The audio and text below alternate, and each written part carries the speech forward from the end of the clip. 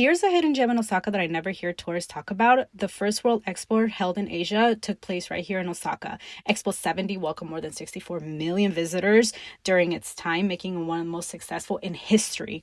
If you enter the expo, you're immediately greeted by the park's centerpiece, a 70-meter tall Tower of the Sun created by one of Japan's most celebrated artists, Tarō Okamoto. I went back and forth trying to decide whether I should tell the story of the artist or the park, and then I realized you really can't separate the two. If you spend enough time in Japan exploring, you'll start to notice Tarō Okamoto's work everywhere. He believed that art should be free.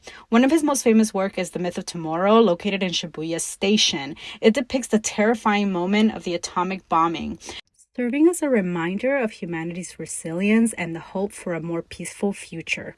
Getting to the expo from Dotonbori area takes about an hour and 40 minutes by train. Do it. You get to see a completely different side of Osaka that many visitors really don't experience. Admission to the park is about 500 yen. The Tower of the Sun itself was designed to represent neither Japanese or Western culture. The artist wanted it to represent all of humanity.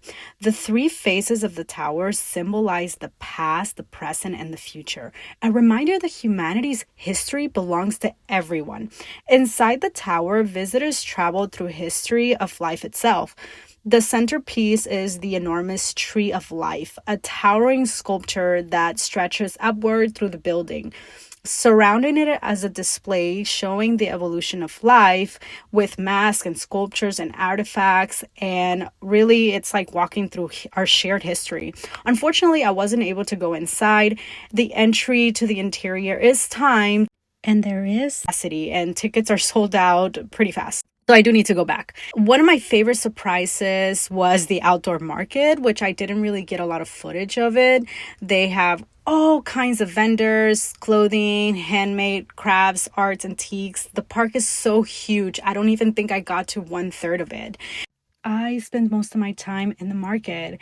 And just remember that Japan adds a 10% consumption tax to every purchase, so it's always worth having cash.